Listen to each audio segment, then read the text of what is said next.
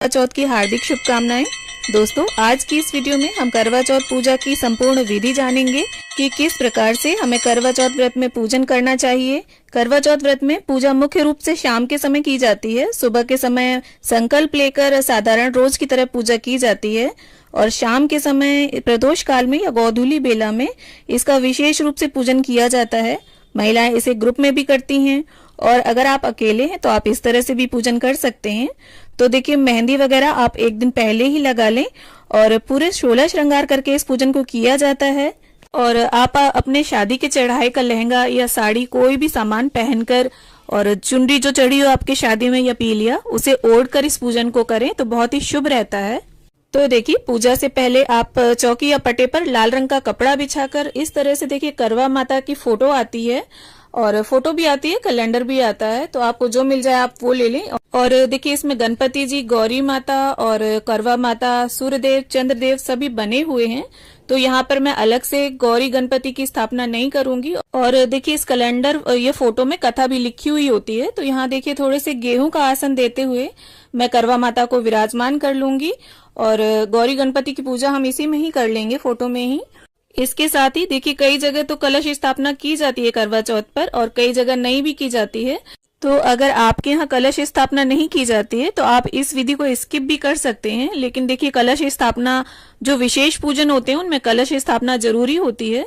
तो अगर आप करना चाहें तो करें, ना करना चाहें तो ना भी करें। तो देखिए, इस तरह से एक साफ जल का लोटा ले लेंगे हम। आप लोटा जो है वो पीतल का भी ले सकते हैं और तांबे का भी, और उसमें शुद्ध जल भर लेंगे, गंगा जल डाल लेंगे। और यहाँ देखिए, कलश के कंठ पर मैंने मोली बांध ली है और मोली आप जरूर बांधे, ऐसे ही कलश को ना छोड़ें। इसके साथ ही देखिए, एक हल्दी की गांठ, सिक्का, सुपारी, इलायची और एक लौंग का जोड़ा, ये सभी सामग्री हम कलश के अंदर डाल देंगे। और थोड़े से अक्षत आप जरूर डालें क्योंकि चंद्रदेव का पूजन होता है करवा चौथ पर, तो आप अक्षत डालें। और चांदी का सिक्का भी डाल सकते हैं आप एक, या इसकी जगह पर छल्ला या चांदी की अंगूठी डालें। और एक सफेद फूल हो सके तो वो भी आप डाल लें, और फूल ना हो अगर आपके पास तो आप ना भी डालें तो चलेगा, कोई बात नहीं। इसके साथ ही देखिए, 5 यहाँ पर आम के पत्ते लिए हैं मैंने, तो उन्हें कलश के कंठ पर लगा लेंगे। और गेहूं से भरा एक पूर्ण पात्र हम कलश के ऊपर रख देंगे। अगर आपको आम के पत्ते ना मिले तो आप अशोक के पत्ते भी लगा सकते हैं। और इसके साथ ही देखिए, एक शुद्ध देसी घी का दिया हम प्रज्वलित कर लेंगे। यहाँ दीप कलश की स्थापना की है मैंने, आप चाहें तो दिए की जगह पर श्रीफल रखकर श्री कलश की भी स्थापना कर सकते हैं और धूप बत्ती भी साथ में जला लेंगे हम। अब हम अपने करवे तैयार कर लेते हैं। तो ये देखिए, जो छेद वाले मिट्टी के कलश होते हैं उन्हें करवा बोला जाता है। यहाँ पर सजा हुआ करवा लिया है मैंने, डेकोरेटेड करवे आते हैं मार्केट में करवा चौथ के टाइम पर, तो आपको आसानी से मिल जाएंगे। अगर ना मिले तो आप प्लेन भी ले सकते हैं।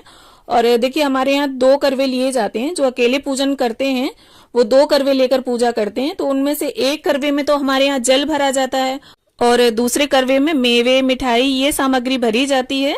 तो यहाँ मेवे और बताशे लिए हैं मैंने। बताशे भी एक तरह से मिठाई होती है, तो ये सामग्री हम भर लेंगे। और बहुत सी जगह पर करवे में अनाज भरा जाता है, चिवड़ा भरा जाता है, या बहुत सी जगह पर गुलगुले, पूड़े, पूड़ियाँ, ये चीजें भरी जाती हैं। तो जैसा भी आपके यहाँ चलन है आप वैसा कर लें। और कई जगह होता क्या है, एक करवा मिट्टी का, एक जो सागर होता है धातु का, वो लिया जाता है। तो जैसी भी आपके परिवार में परंपरा है आप उसको फॉलो करें। यहाँ पर जिस प्रकार मेरे परिवार में पूजा होती है करवा चौथ की, वो विधि मैं आपके साथ शेयर कर रही हूँ। और देखिए, दूसरे करवे में साफ जल, अक्षत और एक बताशा डाल लेंगे हम। और ये जो सराई आती है इससे आपको करवों को ढक जरूर देना है। और इसके साथ ही देखिए, अब हम करवों को स्थापित कर लेंगे। यहाँ गेहूं का आसन देते हुए मैंने दोनों करवों की स्थापना कर ली है। आपको अगर गेहूं ना मिले तो आप इसकी जगह पर बाजरा भी ले सकते हैं, या अक्षतों का आसन देते हुए भी आप करवों की स्थापना कर सकते हैं। और करवों को देखिए, हमें खाली नहीं छोड़ना है, इसके ऊपर कोई फल या मिठाई आप जरूर रख लें। सभी की स्थापना के बाद अब हम गंगा जल और फूल की सहायता से छींटा देते हुए सभी का शुद्धिकरण कर लेंगे। और जिस प्रकार से देखिए हम स्नान के बाद वस्त्र धारण करते हैं, ठीक उसी प्रकार से सबसे पहले गणपति जी को हम वस्त्र की भावना से मौली अर्पित कर देंगे। अब देखिए, कलश पर तो हमने मौली कंठ में बांध ही दी थी और जो हमारे करवे हैं इनके कंठ पर लेस बंधी हुई है ऑलरेडी, पर फिर भी मैं यहाँ पर इनके कंठ पर वस्त्र की भावना से कलावा बांध दूंगी। आप चाहें तो ना भी बांधे तो चलेगा, कोई दिक्कत वाली बात नहीं है। अगर आपके करवे सजे हुए हैं, लेस वगैरह लगी हुई है और अगर प्लेन है तब आप मोली जरूर बांधें। ऐसे ही करवों को खाली ना छोड़ें। और इसके बाद देखिए अब हम सबसे पहले गणपति जी को यहाँ पर रोली अर्पित करेंगे, फिर माता पार्वती को, और इसके बाद फोटो में जितने भी देवी देवता विराजमान है सभी को हम तिलक कर लेंगे। चंद्रदेव, सूर्यदेव, करवा माता, वीरावती, उसके सभी भाई, सभी को हम तिलक कर लेंगे। अब देखिए हमें शिव शंकर महाराज को यहाँ पर चंदन अर्पित करना है। रोली से उन्हें भूल कर भी तिलक ना करें। रोली, कुमकुम, सिंदूर शिव जी पर नहीं चढ़ाया जाता। और इसके बाद देखिए सभी सामग्री को हम सिंदूर से, चंदन से, चाहे जिस चीज से आप टीकें, टीक जरूर लें। कोई भी सामान खाली ना छोड़ें। यहाँ पत्तों पर, कलश पर, दीपक पर, करवों पर, सभी पर हम टीका लगा लेंगे। और देखिए अगर आपके करवे प्लेन हैं तो आप स्वास्तिक भी बना सकते हैं और कलश पर भी स्वास्तिक बना सकते हैं, पर मैंने यहाँ पर थोड़ा सरल विधि में आपको दिखाने की कोशिश की है, इसलिए मैं यहाँ पर सिर्फ टीक रही हूँ। अब देखिए वैसे भी किसी भी पूजन में गणपति जी की पूजा सर्वोपरि होती है, सर्वप्रथम उनका पूजन किया जाता है। और चौथ की पूजा में तो विशेष महत्व होता ही है इनके पूजन का। तो यहाँ पर धूप घास, लाल रंग का फूल गणपति जी को अर्पित कर दिया है मैंने।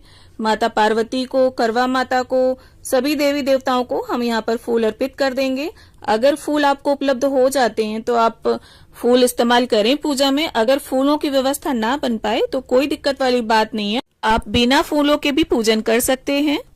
अब देखिए माता को अर्पित करने के लिए यहाँ आपको बिंदी, महावर, सिंदूर, चूड़ियां और मेहंदी, ये चीजें 5 चीजें जरूर रखनी है। इसके साथ अगर हो जाए तो आप बिछुए रख सकते हैं चांदी के, और अगर चांदी के बिछुए ना रख पाए तो आप कांसे के बिछुए भी रख सकते हैं।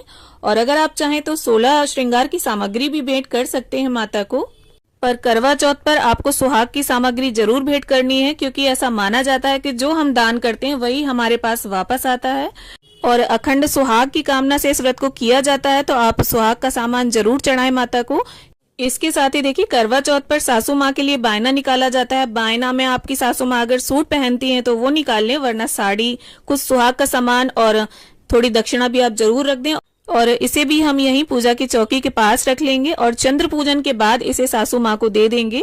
और ये देखिए यहाँ पर महावर आप घोल लें या आलता घोल लें, जो भी आपके यहाँ शुभ माना जाता हो, जो भी आपके यहाँ चलता हो। और इसे आपको करवा माता को और पार्वती माता को अर्पित जरूर करना है। और ये जो जूठा महावर या आलता होगा उसे आप बाद में प्रसाद के रूप में इसे लगा लें, और अगर ग्रुप में है तो सभी लोग, सभी महिलाएं इसे लगा लें। इसके साथ ही देखिए करवा माता को यहाँ पर हम चुनरी भेंट कर देंगे।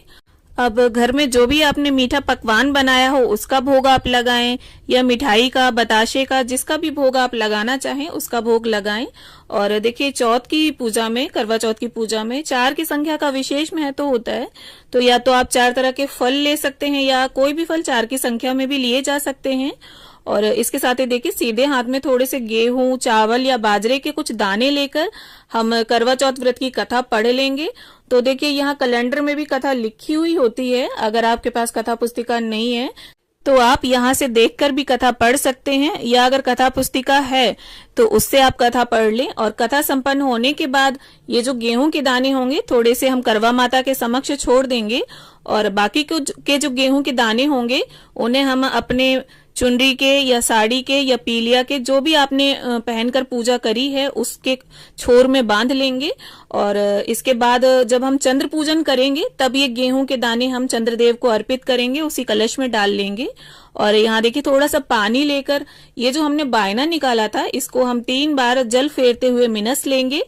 और इसके बाद देखिए धूप दीप से हम गणपति जी की, गौरी माता की, करवा माता की, सूर्य देव की, चंद्र देव की, कलश देव की और फोटो में जितने भी देवी देवता विराजमान है सभी की आरती उतार लेंगे।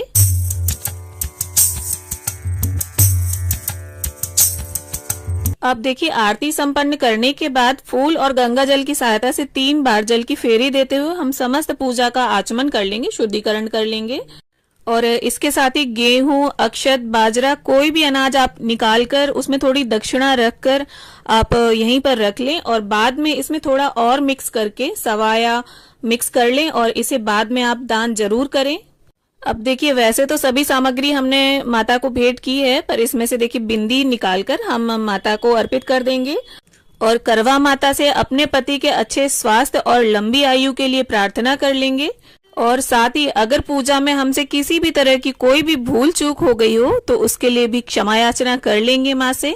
तो आशा करती हूँ करवा चौथ पूजा विधि का ये वीडियो आप सभी को जरूर पसंद आएगा। वीडियो अगर अच्छा लगे तो इसे लाइक करें, शेयर करें और चैनल को सब्सक्राइब जरूर कर लें।